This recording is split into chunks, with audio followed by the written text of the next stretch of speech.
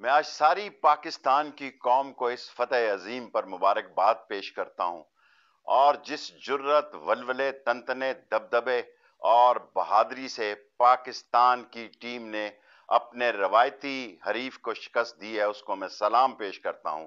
और आज सारे आलम इस्लाम में पाकिस्तान ने अपनी सलाहियतों का लोहा मनाया है।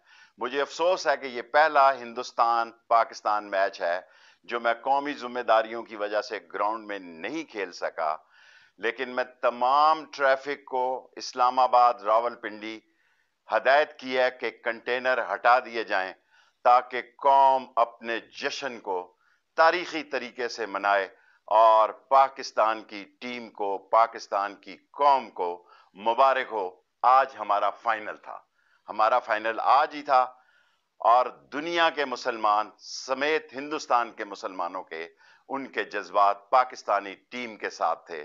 सारी आलम इस्लाम को फतेह मुबारक हो। पाकिस्तान जिंदाबाद, इस्लाम जिंदाबाद।